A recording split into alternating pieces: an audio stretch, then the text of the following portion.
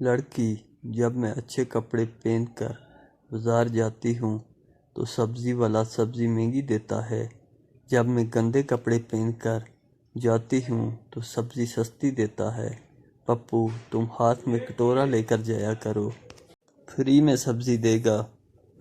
دو عورتوں کو 20 سال کی سزا ملی۔ 20 سال ایک ساتھ جیل میں گزارنے کے بعد جب دونوں رہا ہوئی تو دونوں نے مسکراتے ہوئے کہا، چلو اب باقی باتیں غیر پنچ کر کرتے ہیں۔ آریان کی مرغی مر گئی، وہ بہت رویا۔ زیادہ رونے پر دوست بولا، یار میرا بھی ابا مر گیا سی، میں تے انہاں نہیں رویا سی۔ آریان: تیرا ابا انڈے دیندا سی؟ پکڑ کر میرا ہاتھ ڈاکٹر بولا، بریانی چھڑ دے، کوک چھڑ دے، پراٹھا چھڑ دے، پیزا چھڑ دے۔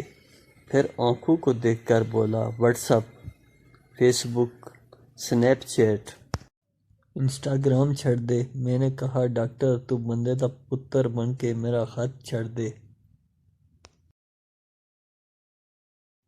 رخصتی کے وقت دولہے کا موبائل بجا۔ لڑکی والوں نے اسے بہت مارا کیونکہ رنگ ٹون لگی تھی۔ دل میں چھپا کے ارماں لے چلے، ہم آج اپنی موت کا سامان لے چلے۔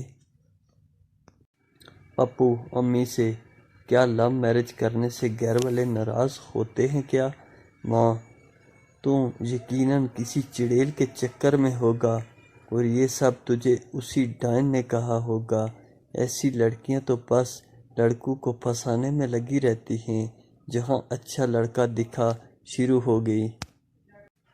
بیٹا ان سے بچ کر رہنا، یہ بہت مکار اور میسنی ہوتی ہیں، اور ان کا خاندان بھی۔